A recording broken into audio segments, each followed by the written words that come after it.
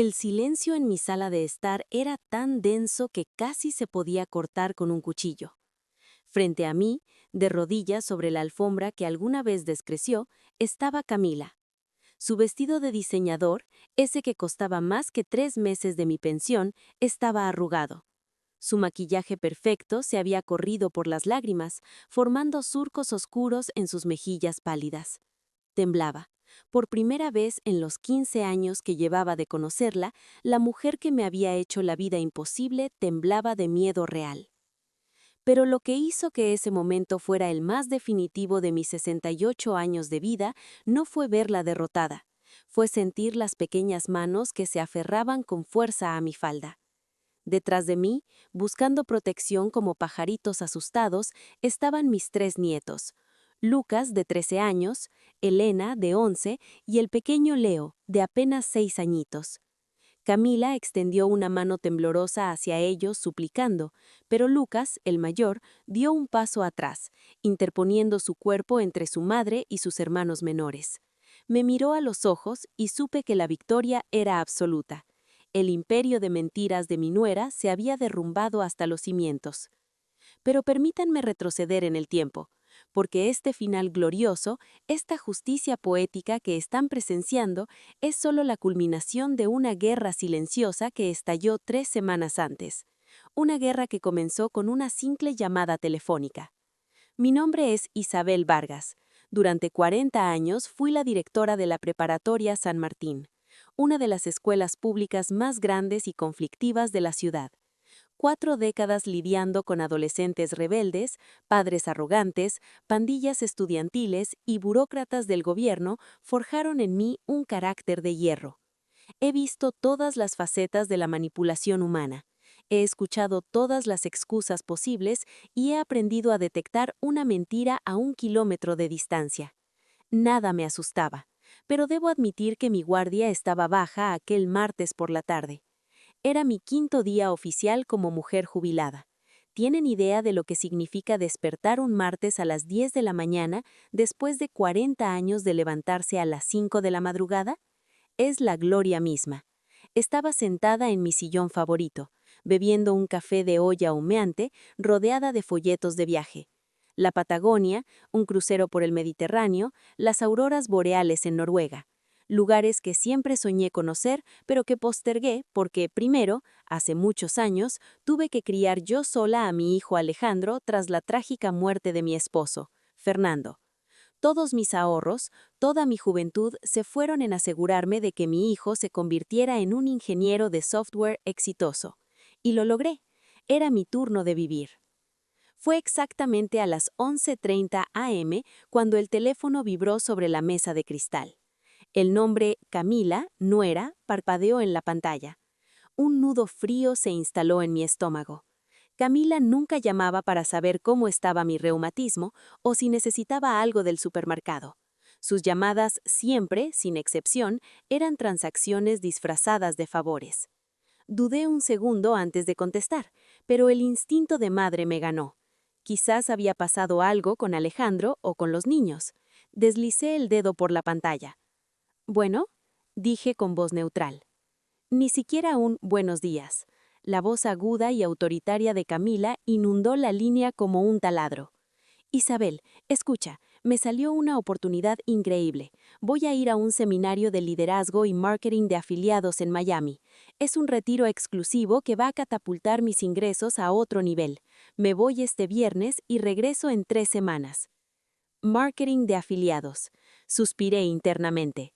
Era la 4.ª vez en 2 años que Camila se metía en uno de esos esquemas piramidales absurdos que solo servían para drenar la cuenta bancaria de mi pobre hijo, quien trabajaba hasta 14 horas diarias frente a una computadora para mantener los delirios de grandeza de su esposa. ¿3 semanas, Camila?, pregunté tratando de mantener la calma.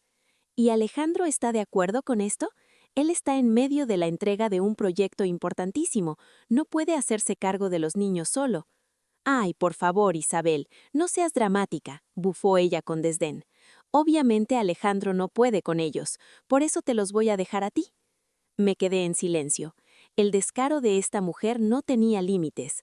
Hacía casi un año que no me permitía ver a mis nietos bajo la excusa de que mi casa antigua los deprimía y que mis métodos de crianza eran obsoletos. Solo me buscaba cuando le resultaba conveniente. Camila, acabo de jubilarme. Tengo planes. Tengo un viaje al sur la próxima semana que...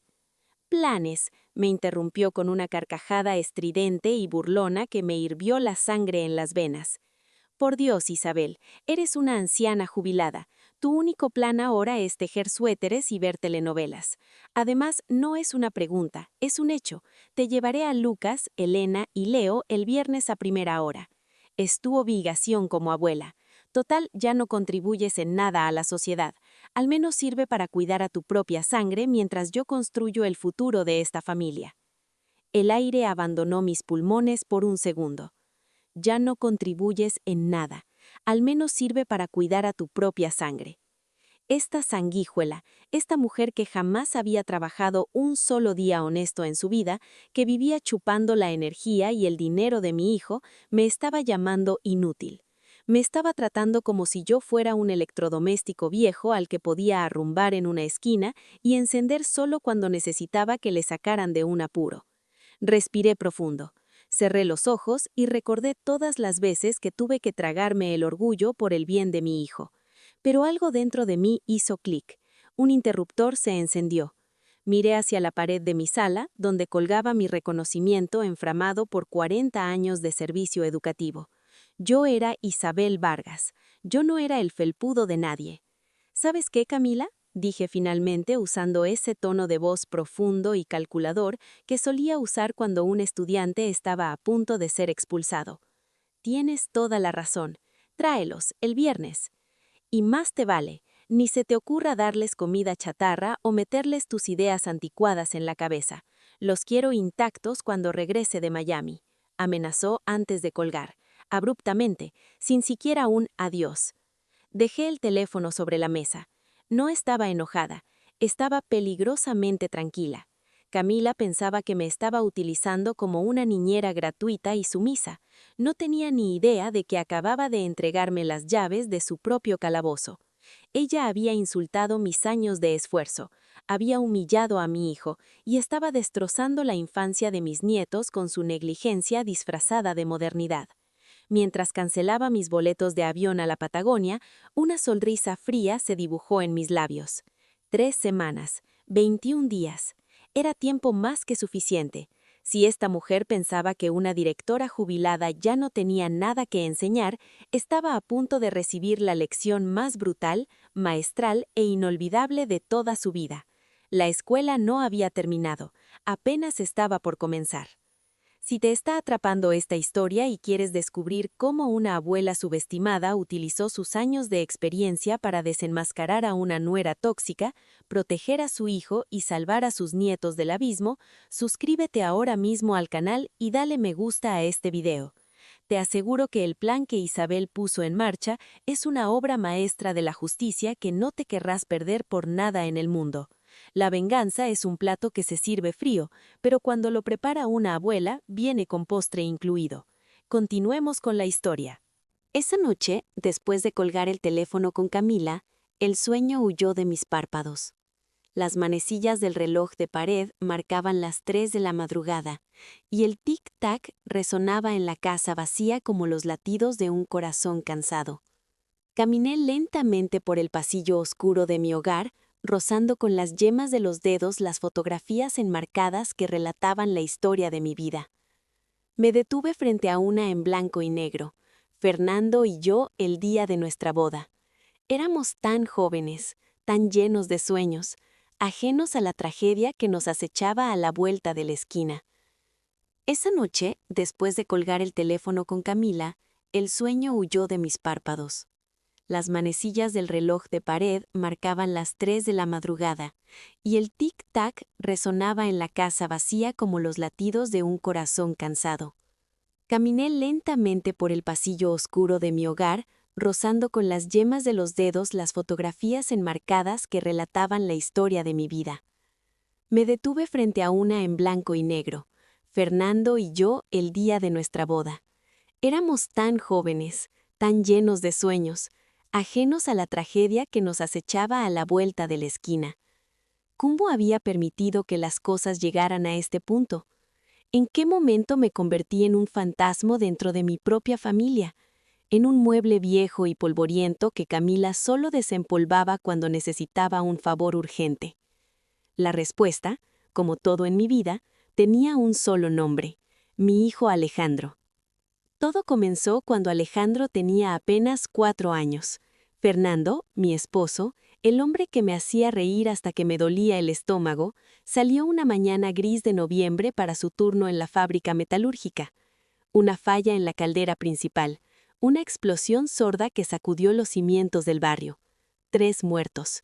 Mi Fernando fue uno de ellos.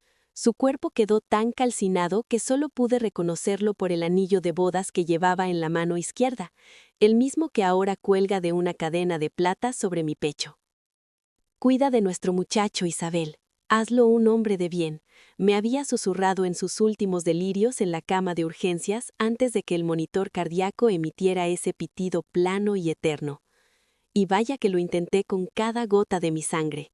Me quedé sola a los 28 años, con una cuenta bancaria casi vacía, un niño pequeño y un título de maestra normalista. Los años siguientes fueron un infierno en la tierra, un infierno que no le deseo a mi peor enemigo, pero que transité con la frente en alto. Trabajaba en 3 turnos. Por la mañana dando clases de historia en una secundaria pública, por la tarde limpiando casas en los barrios ricos de la ciudad y por la noche cosiendo dobladillos de pantalones escolares a la luz de una lámpara parpadeante. Si Alejandro necesitaba zapatos nuevos para la escuela, yo usaba mis viejas botas hasta que la suela se rompía y el agua de la lluvia me empapaba los calcetines. Si en su cumpleaños lograba ahorrar lo suficiente para comprarle un pequeño coche de juguete, yo fingía que no tenía hambre durante la cena para que él pudiera comerse mi porción de pollo. Recuerdo la Navidad cuando Alejandro cumplió 9 años. Llevaba meses soñando con una enciclopedia ilustrada sobre el universo. Era un niño tan curioso, tan inteligente. La Nochebuena llegó y me di cuenta de que no tenía dinero para la cena. Vendí mi vestido de novia, el único recuerdo tangible de mi matrimonio feliz, a una tienda de segunda mano por una miseria. Todo para poder comprar un pavo asado y el libro de las estrellas. Alejandro nunca supo el precio de sus sueños. Para él, su madre era invencible, una fortaleza inquebrantable. Y así debía ser. El sacrificio tuvo su recompensa. Alejandro creció sin resentimientos, con valores de hierro y una inteligencia brillante. Se graduó con honores como ingeniero de software. El día que recibió su título universitario, el pecho se me infló de un orgullo tan grande que pensé que estallaría. El hijo de la viuda Vargas, el niño que creció con ropa remendada, iba a conquistar el mundo. Pero el mundo, a veces, tiene trampas mortales disfrazadas de hermosos regalos. Fue en su primer año de trabajo, cuando Alejandro ya ganaba un sueldo decente, que Camila apareció en nuestras vidas. Era un domingo lluvioso de octubre. Alejandro me dijo que quería presentarme a alguien especial. Cuando abrí la puerta de mi casa, me encontré con una joven de cabello castaño brillante, ojos grandes como platos y una sonrisa tan dulce que parecía derretir el azúcar. Llevaba un vestido floral sencillo, casi humilde. «Señora Isabel, al fin la conozco», me dijo envolviéndome en un abrazo tan cálido que me desarmó por completo.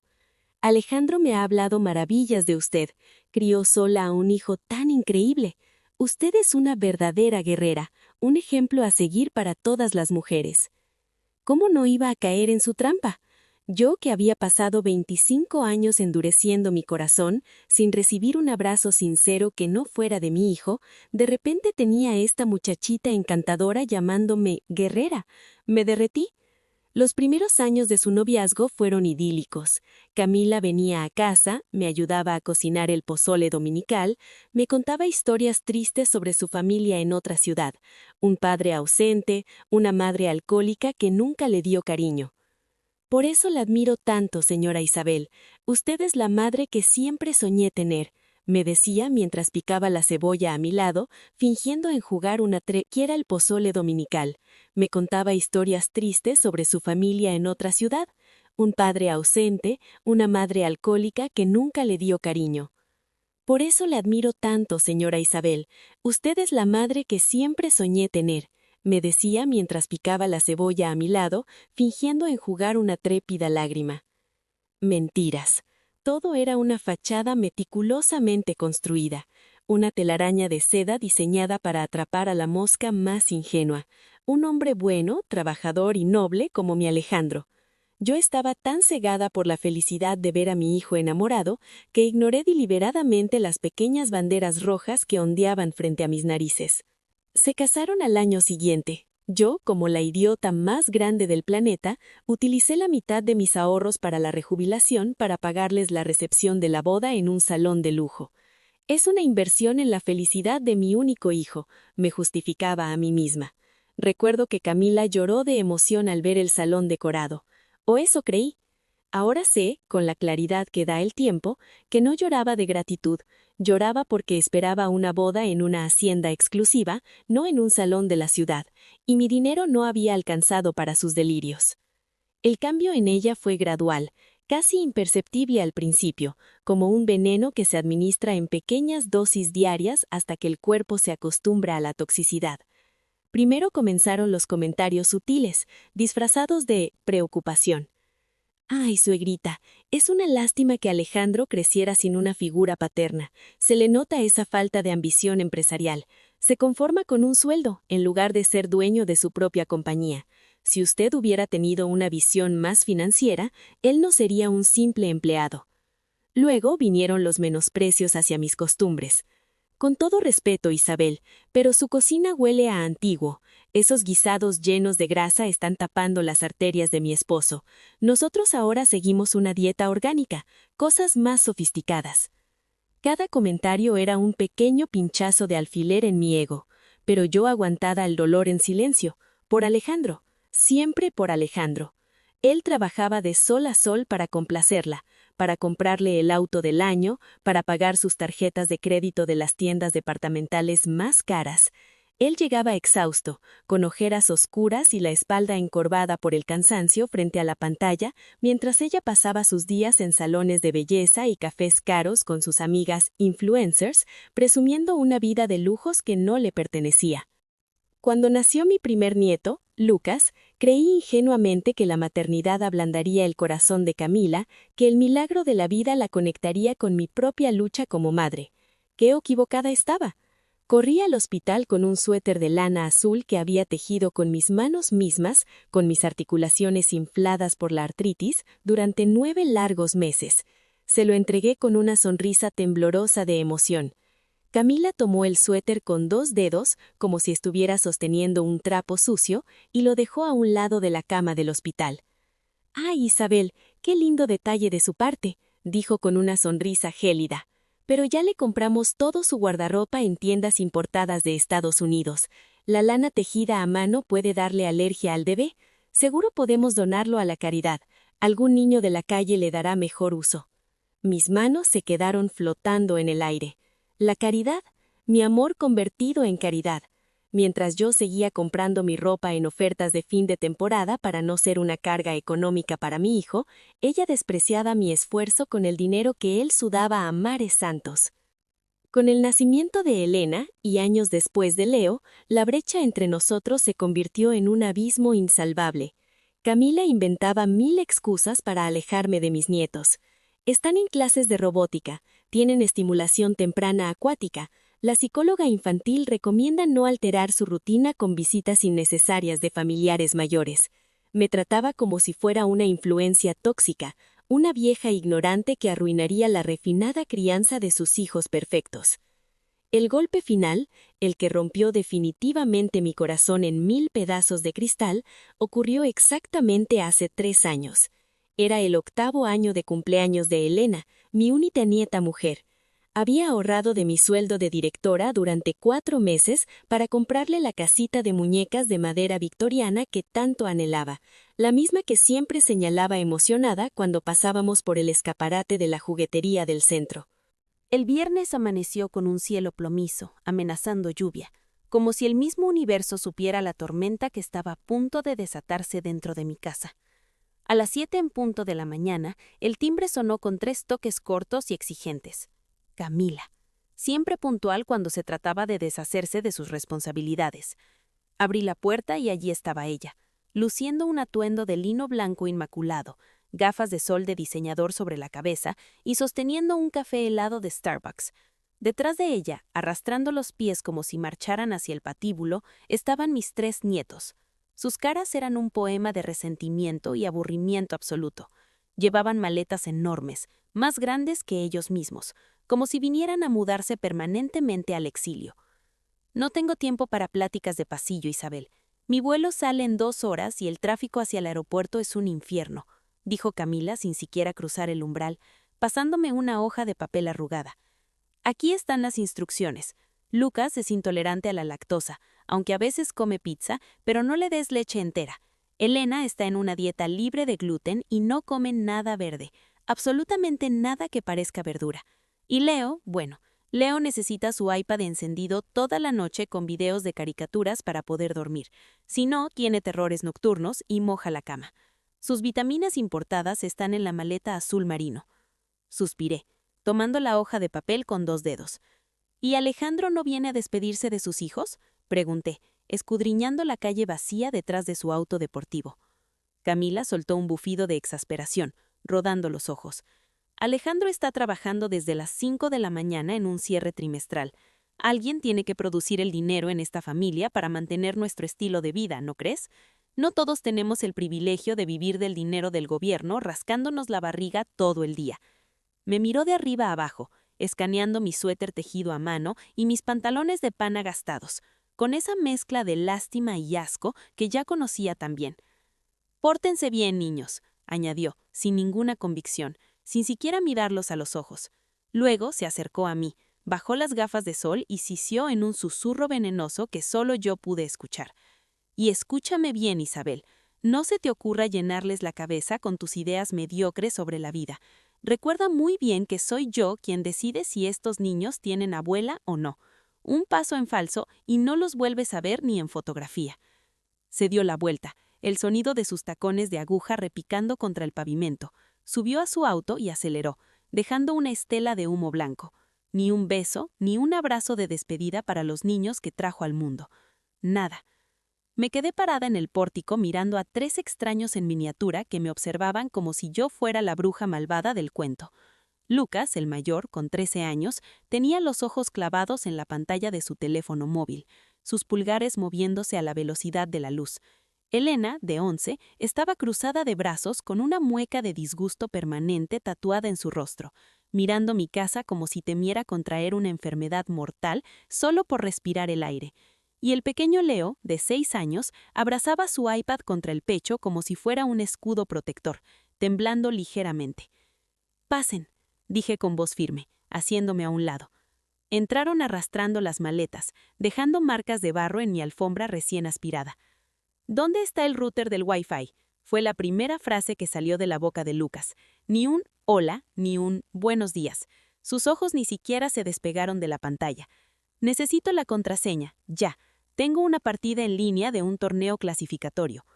«El módem está descompuesto», mentí con la naturalidad de alguien que lleva 40 años confiscando revistas y juguetes en los salones de clase.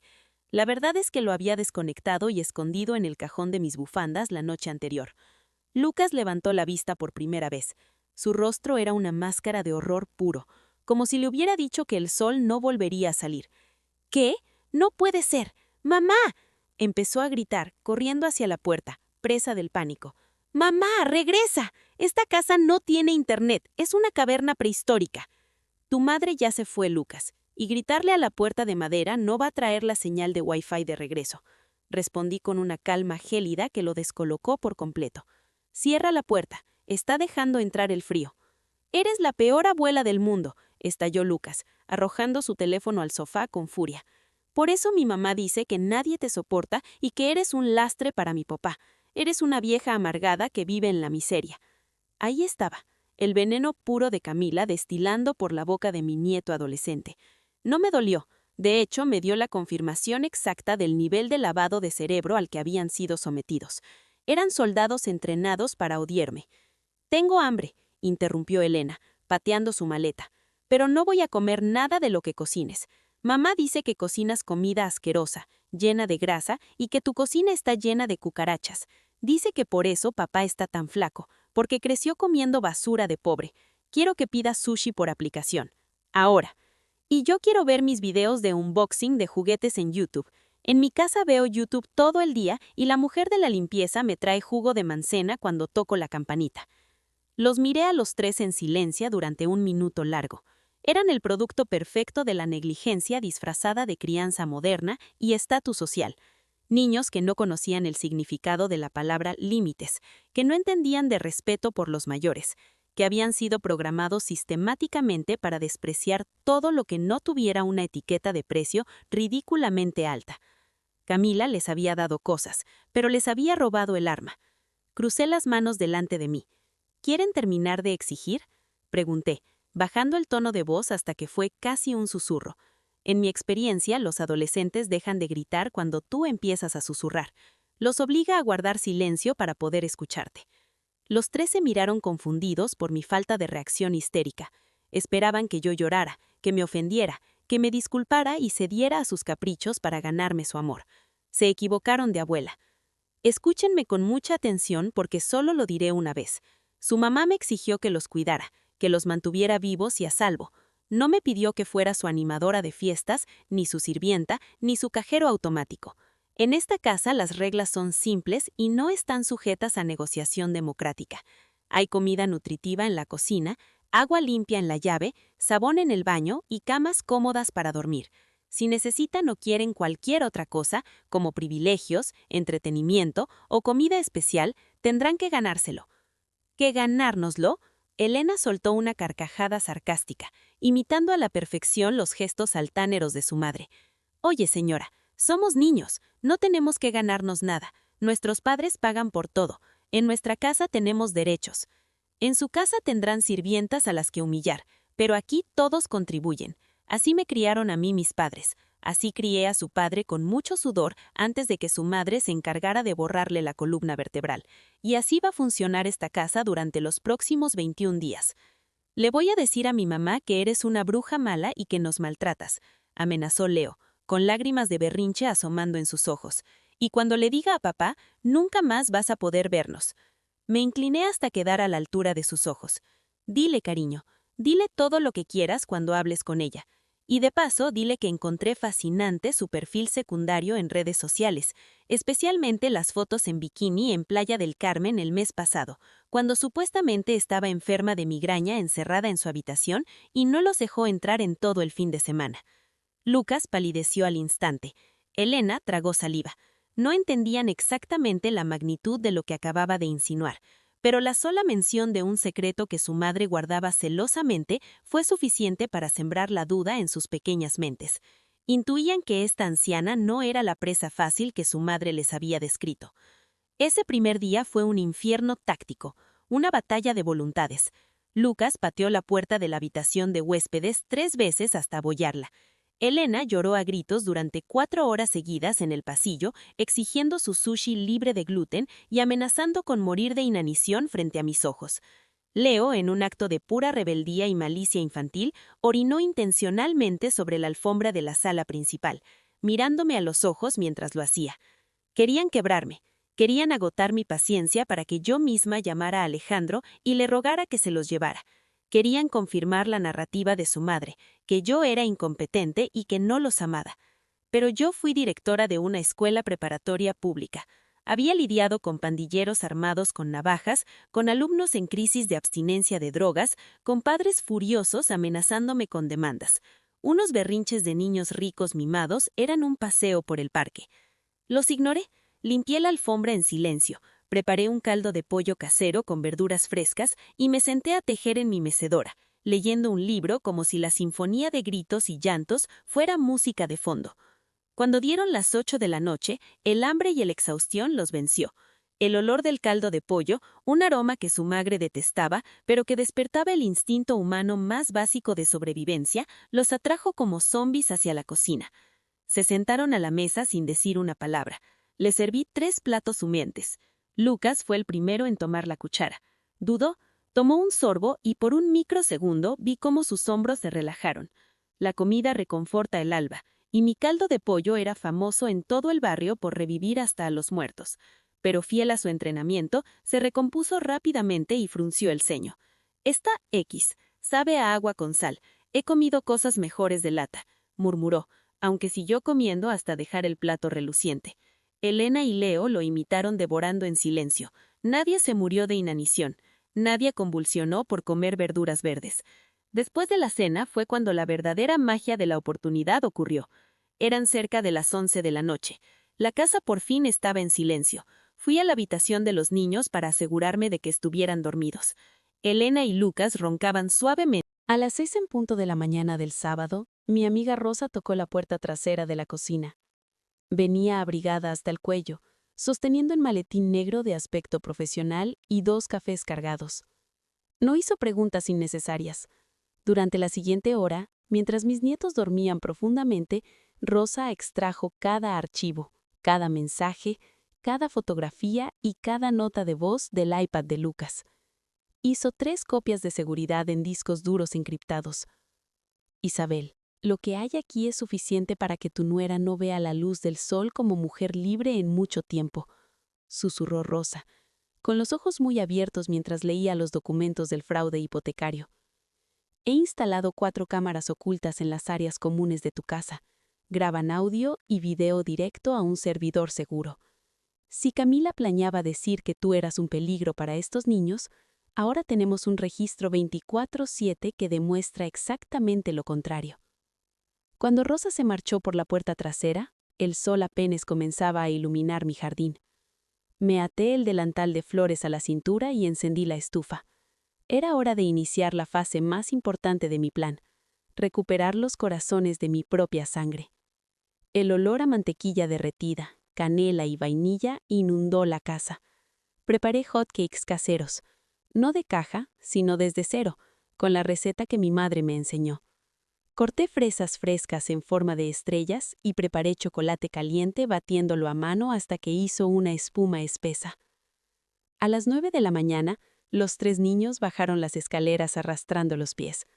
Sus rostros reflejaban confusión. Esperaban encontrar a la abuela estricta de la noche anterior, pero en su lugar encontraron una mesa de desayuno que parecía sacada de un cuento de hadas. Leo fue el primero en sentarse. Sus ojitos brillaban mientras miraba las fresas. ¿Esto es para nosotros?, preguntó con voz tímida, como si temiera que se lo quitara. Todo para ustedes, mi niño. Coman mientras está caliente, respondí, sirviéndoles el chocolate.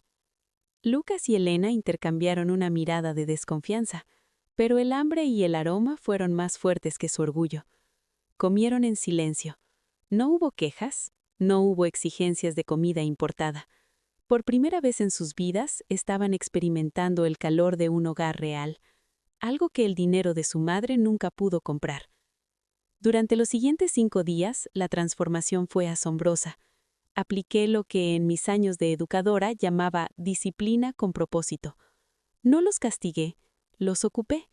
Les di responsabilidades que los hacían sentir útiles y valiosos. A Elena le enseñé a amasar pan.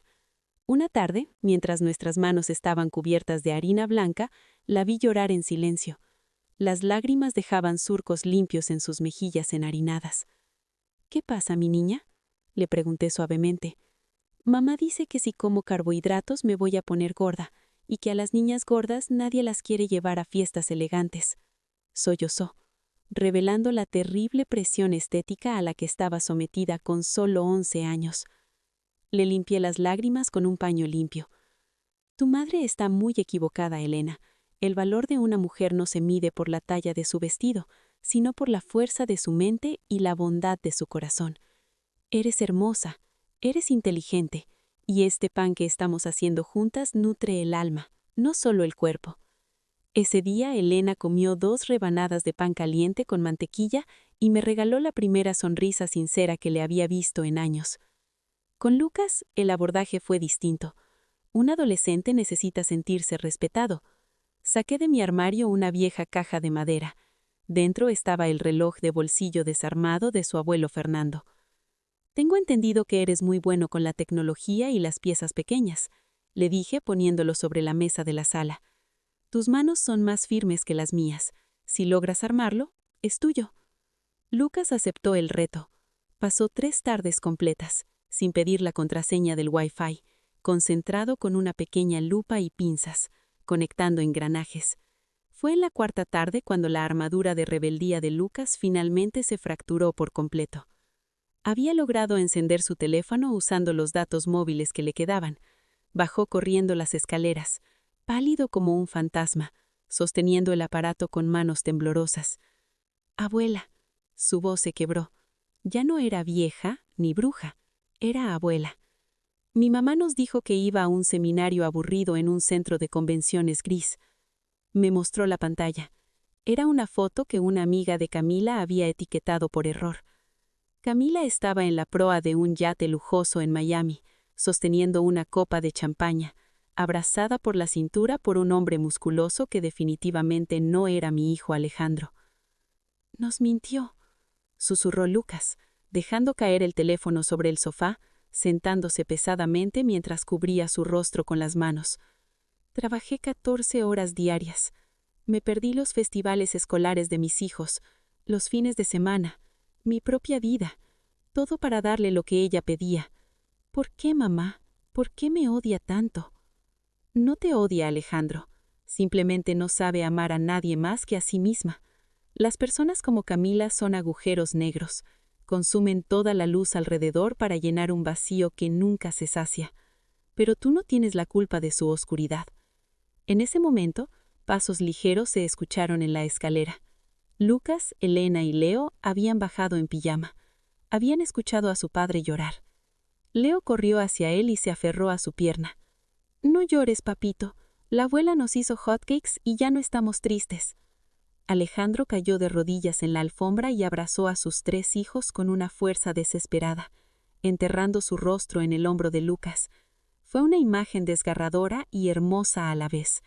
El padre roto y sus 3 hijos lastimados encontrando refugio en el amor que la manipuladora de la familia intentó destruir. Los dejé llorar juntos durante 10 minutos. Era necesario. Las lágrimas lavan las heridas antes de poder curarlas, pero el tiempo apremiaba. «Muy bien», dije aplaudiendo suavemente para llamar su atención, usando mi tono de directora. «Ya lloramos, ya sufrimos la traición. Ahora nos ponemos la armadura». Alejandro se limpió el rostro, levantándose con una nueva luz en la mirada. Ya no era el empleado cansado ni el esposo engañado. Era un león dispuesto a destrozar a quien intentara robarle a sus cachorros.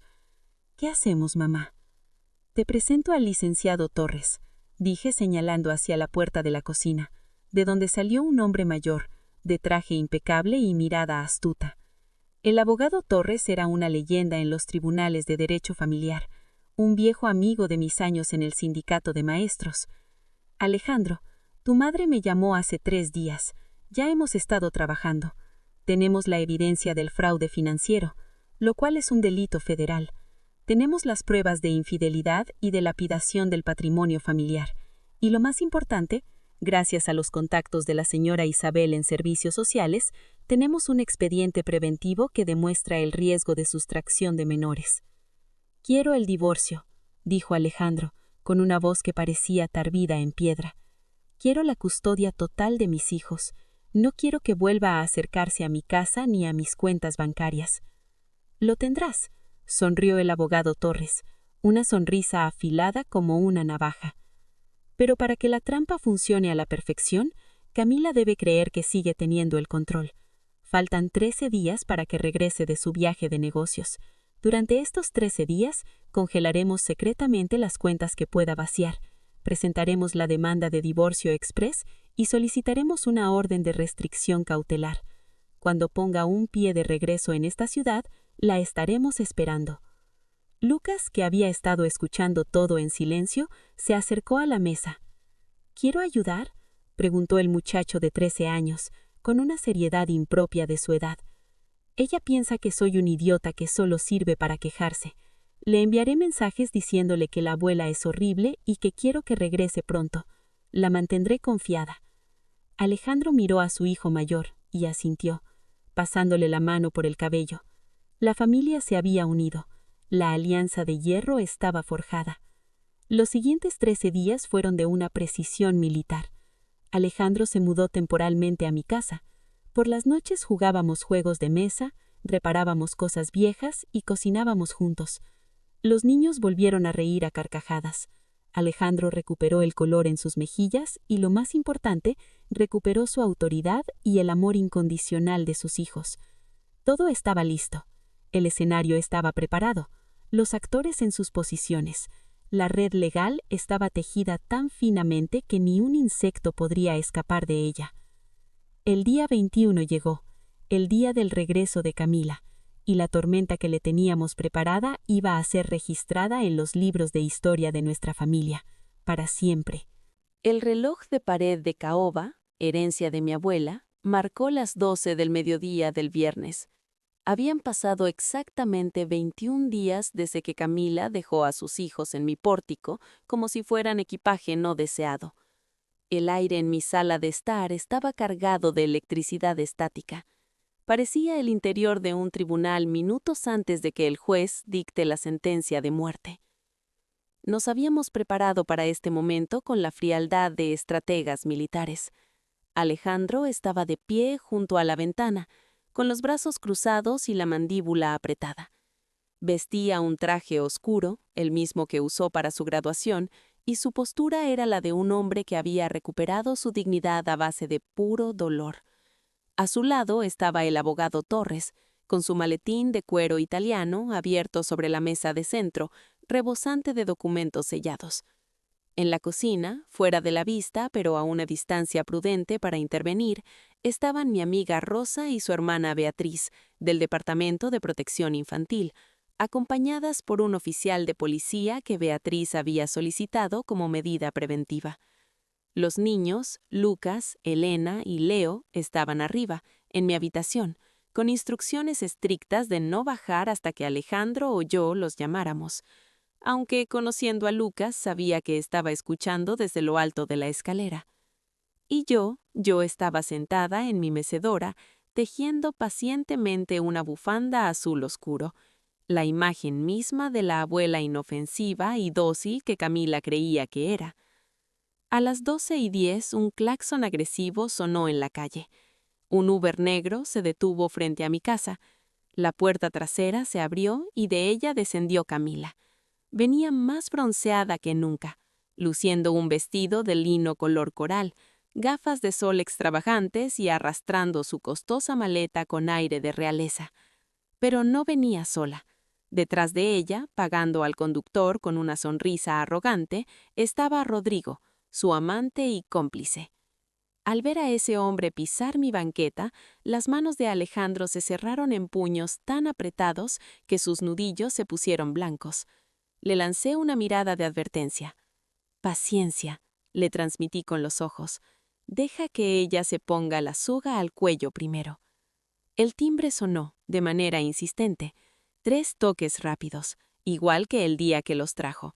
Camila no tenía llaves de mi casa, y nunca se las daría.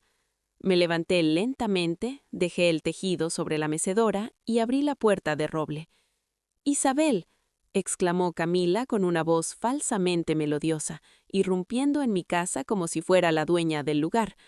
«¡Qué calor hace en esta ciudad, de verdad! El seminario en Miami fue agotador, pero aprendí muchísimo sobre liderazgo cuántico. Mis finanzas van a despegar. Ah, te presento a Rodrigo, un compañero de la empresa que amablemente me acompañó desde el aeropuerto. ¿Dónde están mis niños? Espero que no los hayas traumatizado con tus reglas raras». Camila avanzó hacia la sala, quitándose las gafas de sol. Fue entonces cuando sus ojos chocaron de frente con la escena que le habíamos preparado. Se congeló en seco. Su sonrisa plástica se desmoronó lentamente al ver a Alejandro, impecablemente vestido y con una expresión de odio glacial, flanqueado por un abogado que ella no conocía. «¿Alejandro?», tartamudeó parpadeando confundida. «¿Qué haces aquí a esta hora? Deberías estar en la oficina. ¿Qué es todo esto? ¿Por qué hay un extraño en la casa de tu madre?». Rodrigo, que había entrado detrás de ella arrastrando la maleta, se quedó paralizado en el umbral al ver la tensión en el ambiente. Su instinto de rata lo hizo dar medio paso hacia atrás. Alejandro no gritó, no alzó la voz. Caminó lentamente hacia la mesa de centro, tomó un fajo de papeles sellados y se los arrojó a los pies de Camila. Cayeron al suelo con un ruido seco, esparciéndose sobre la alfombra. «Se acabó, Camila», dijo Alejandro con una voz tan profunda y carente de emoción que me dio escalofríos. «El teatrito se acabó. Toma tus cosas, firma esos papeles y lárgate de nuestras vidas. Y tú», señaló a Rodrigo con un dedo acusador, «más te vale no dar un paso más dentro de esta casa si no quieres salir en una bolsa negra». Camila miró los papeles en el suelo. Se agachó temblando para recoger el primero. En letras mayúsculas y negritas leía «Demanda de divorcio incausado y petición de custodia total exclusiva». Y debajo, otro documento, «Orden de restricción preventiva». «¿Divorcio? ¿Custodia?», chilló Camila, su voz subiendo 3 octavas, mirando a Alejandro como si hubiera perdido la razón. «Estás loco, no puedes hacerme esto. Soy tu esposa, soy la madre de tus hijos. ¿Qué te dijo esta bruja vieja? Te lavó el cerebro, te llenó la cabeza de mentiras en estas 3 semanas, todo porque me fui a trabajar por el futuro de esta familia». El abogado Torres se aclaró la garganta, poniéndose de pie con parsimonia. «Señora, le sugiero que cuide su lenguaje», intervino Torres ajustándose los lentes. «Mi nombre es Eduardo Torres, representante legal de su esposo, y le aseguro que la señora Isabel no tuvo que inventar absolutamente nada. Su propio descuido digital fue suficiente. Tenemos en nuestro poder las pruebas documentales de que usted no estuvo en un seminario de liderazgo». Torres sacó su tableta y la giró hacia ella. En la pantalla brillaban las fotos de ella y Rodrigo en el yate en Miami, bebiendo champaña. Eso no prueba nada», balbuceó Camila, retrocediendo un paso, su rostro perdiendo todo el color. «Compañeros de trabajo, celebrando un trato. Alejandro, mi amor, no le creas a estos estafadores». «Cállate», bramó Alejandro por primera vez, haciendo eco en las paredes de la casa. El grito fue tan desgarrador y cargado de dolor que Camila dio un salto. «No te atrevas a llamarme mi amor. Compañeros de trabajo, celebrando un trato, con el dinero que me robaste, maldita ladrona». Torres sacó otro expediente. «Fraude bancario, señora. Tenemos las sábanas de movimientos y los contratos del banco que demuestran que usted falsificó la firma de mi cliente para hipotecar su residencia principal por 2 millones de pesos. Dinero que, curiosamente, fue transferido a una cuenta offshore en Panamá a nombre del señor Rodrigo aquí presente. Y tenemos las 3 carteras de crédito al límite que sacó suplantando la identidad de Alejandro». Camila tragó saliva sonoramente. Miró a Rodrigo buscando apoyo, buscando que el hombre por el que había destruido a su familia la defendiera. Pero Rodrigo, al escuchar las palabras fraude bancario y cuenta offshore, supo que el barco se hundía. «A mí no me metan en sus problemas matrimoniales», dijo Rodrigo, levantando las manos, sudando a mares y retrocediendo hacia la puerta abierta. «Yo no sabía que ella estaba casada. Me dijo que era viuda.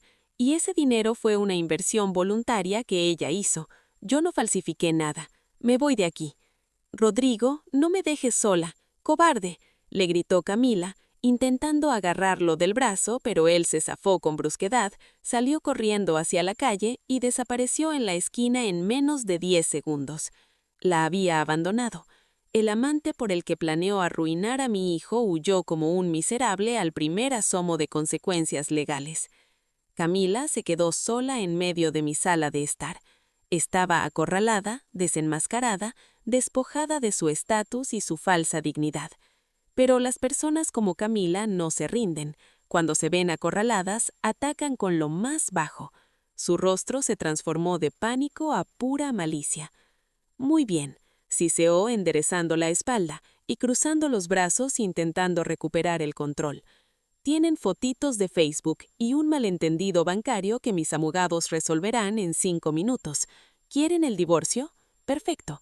Me muero de ganas de deshacerme de ti, Alejandro. Eres un fracasado. Pero los niños se van conmigo ahora mismo. Soy su madre biológica. Un juez siempre le da la custodia a la madre. Empaca sus cosas, Isabel. Nos vamos. Di un paso al frente, interponiéndome entre ella y las escaleras. Los niños no se van a ir a ningún lado contigo, Camila. Apártate de mi camino, anciana estúpida, gritó, perdiendo los estribos por completo. Llamaré a la policía ahora mismo. Les diré que los tienes secuestrados. Les diré que encontré a mis hijos desnutridos, llenos de golpes, que los obligan a limpiar la casa como esclavos. Haré que te pudras en la cárcel y Alejandro perderá todo derecho por cómplice. Una carcajada seca escapó de mis labios. Fue una risa tan genuina que la desconcertó. Llama a la policía, Camila. Anda, llámalos. Oh, espera, no tienes que hacerlo. Ya están aquí. Hice un gesto con la mano. De la cocina salieron Rosa, Beatriz con su placa de servicios sociales colgando del cuello y el oficial de policía uniformado. El rostro de Camila se desencajó. Si la situación anterior era mala, esto era el infierno mismo. Señora, habló Beatriz, con voz institucional y fría. Soy la supervisora Beatriz Mendoza, del Departamento de Protección Infantil. Hemos estado monitoreando a sus hijos durante las últimas 3 semanas a petición del señor Alejandro. No solo los niños están en perfecto estado de salud, nutrición y equilibrio emocional bajo el cuidado de su abuela, sino que tenemos audios extraídos de sus propios dispositivos donde usted planifica premeditadamente realizar denuncias falsas de abuso físico para sustraer a los menores del país e internarlos en un colegio estatal en Florida. Eso es una invasión. 6 meses habían pasado desde que la puerta de mi casa se cerró tras la figura derrotada de Camila. 6 meses desde que el aire de este hogar dejó de oler a perfume caro y mentiras para volver a oler a pan recién horneado, a café de olla y a la risa genuina de mis nietos. Era un domingo por la mañana. Uno de esos domingos dorados donde el sol se cuela por las cortinas de encaje y parece acariciar los muebles de madera. Me encontraba en la cocina, preparando el desayuno favorito de Alejandro, cuando escuché el alboroto en el jardín trasero. Me asomé por la ventana y se me llenaron los ojos de lágrimas de pura gratitud. Allí estaba Alejandro, mi hijo. Ya no era el hombre encorvado y ojeroso que parecía un fantasma errante. Había recuperado peso, su piel tenía un brillo saludable y vestía una playera deportiva. Estaba jugando al fútbol con Lucas y Leo. Corría, gritaba, celebraba cada gol como si fuera la final del mundo. Alejandro no solo había recuperado su casa y sus finanzas, había recuperado su papel de padre, el que Camila le robó sistemáticamente durante una década. «¡Abuela, mira!», gritó Elena desde el porche, donde estaba sentada pintando en un cabalete de madera. Elena ya no era la niña obsesionada con las dietas y el estatus social. Sus manos estaban manchadas de pintura de colores brillantes.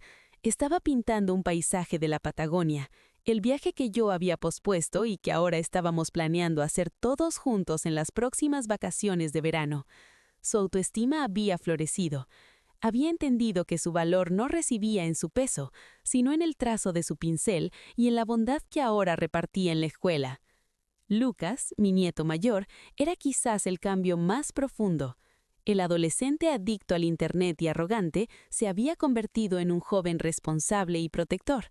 Había entrado al cuadro de honor de su colegio y todas las tardes, sin que nadie se lo pidiera, ayudaba a Leo con sus tareas. Ya no necesitaba un iPad para dormir. Se sentía seguro, amado, respetado. Pero, ¿qué había pasado con la mujer que casi destruye este santuario?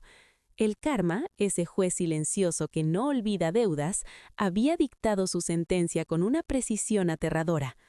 Hace apenas una semana recibí una llamada de Rosa. Ella seguía monitoreando de cerca el proceso legal de Camila. «Isabel, tienes que saberlo», me dijo Rosa con un tono de voz que mezclaba la lástima con la satisfacción del deber cumplido. «Camila lo perdió todo. Rodrigo no solo la abandonó en tu sala aquel día, el muy cobarde vació la cuenta offshore en Panamá antes de desaparecer del mapa.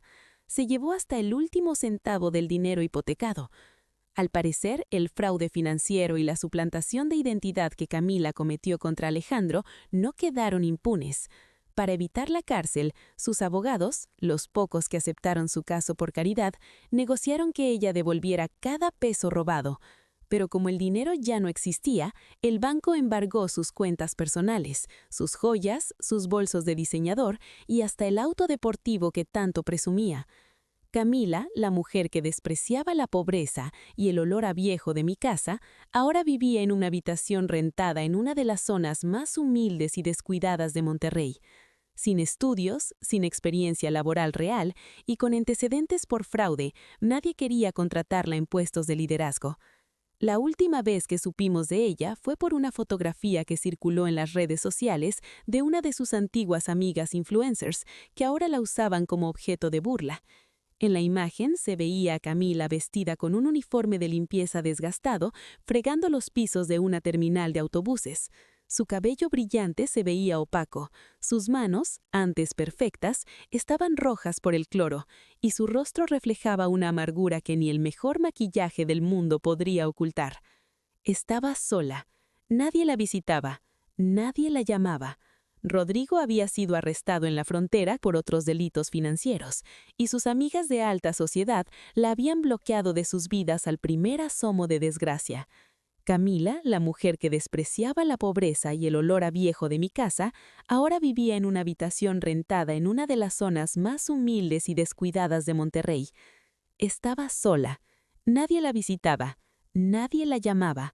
Rodrigo había sido arrestado en la frontera por otros delitos financieros, y sus amigas de alta sociedad la habían bloqueado de sus vidas al primer asomo de desgracia. Camila, la mujer que despreciaba la pobreza y el olor a viejo de mi casa, ahora vivía en una habitación rentada en una de las zonas más humildes y descuidadas de Monterrey. Estaba sola. Nadie la visitaba. Nadie la llamaba.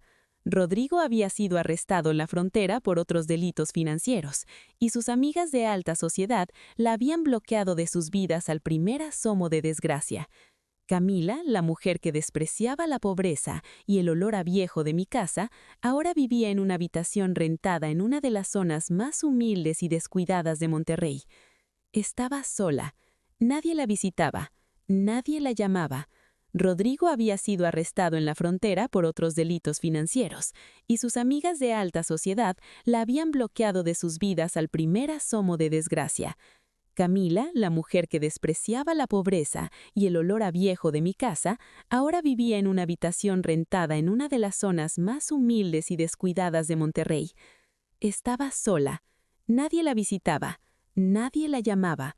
Rodrigo había sido arrestado en la frontera por otros delitos financieros, y sus amigas de alta sociedad la habían bloqueado de sus vidas al primer asomo de desgracia. Camila, la mujer que despreciaba la pobreza y el olor a viejo de mi casa, ahora vivía en una habitación rentada en una de las zonas más humildes y descuidadas de Monterrey. Estaba sola. Nadie la visitaba. Nadie la llamaba. Rodrigo había sido arrestado en la frontera por otros delitos financieros, y sus amigas de alta sociedad la habían bloqueado de sus vidas al primer asomo de desgracia. Camila, la mujer que despreciaba la pobreza y el olor a viejo de mi casa, ahora vivía en una habitación rentada en una de las zonas más humildes y descuidadas de Monterrey. Estaba sola. Nadie la visitaba. Nadie la llamaba. Rodrigo había sido arrestado en la frontera por otros delitos financieros, y sus amigas de alta sociedad la habían bloqueado de sus vidas al primer asomo de desgracia. Camila, la mujer que despreciaba la pobreza y el olor a viejo de mi casa, ahora vivía en una habitación rentada en una de las zonas más humildes y descuidadas de Monterrey. Estaba sola. Nadie la visitaba. Nadie la llamaba. Rodrigo había sido arrestado en la frontera por otros delitos financieros, y sus amigas de alta sociedad la habían bloqueado de sus vidas al primer asomo de desgracia. Camila, la mujer que despreciaba la pobreza y el olor a viejo de mi casa, ahora vivía en una habitación rentada en una de las zonas más humildes y descuidadas de Monterrey. Estaba sola. Nadie la visitaba. Nadie la llamaba. Rodrigo había sido arrestado en la frontera por otros delitos financieros, y sus amigas de alta sociedad la habían bloqueado de sus vidas al primer asomo de desgracia. Camila, la mujer que despreciaba la pobreza y el olor a viejo de mi casa, ahora vivía en una habitación rentada en una de las zonas más humildes y descuidadas de Monterrey. Estaba sola. Nadie la visitaba. Nadie la llamaba.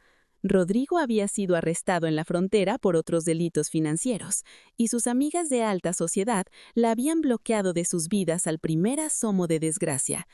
Camila, la mujer que despreciaba la pobreza y el olor a viejo de mi casa, ahora vivía en una habitación rentada en una de las zonas más humildes y descuidadas de Monterrey. Estaba sola. Nadie la visitaba. Nadie la llamaba. Rodrigo había sido arrestado en la frontera por otros delitos financieros, y sus amigas de alta sociedad la habían bloqueado de sus vidas al primer asomo de desgracia. Camila, la mujer que despreciaba la pobreza y el olor a viejo de mi casa, ahora vivía en una habitación rentada en una de las zonas más humildes y descuidadas de Monterrey. Estaba sola. Nadie la visitaba. Nadie la llamaba. Rodrigo había sido arrestado en la frontera por otros delitos financieros, y sus amigas de alta sociedad la habían bloqueado de sus vidas al primer asomo de desgracia. Camila, la mujer que despreciaba la pobreza y el olor a viejo de mi casa, ahora vivía en una habitación rentada en una de las zonas más humildes y descuidadas de Monterrey. Estaba sola. Nadie la visitaba. Nadie la llamaba.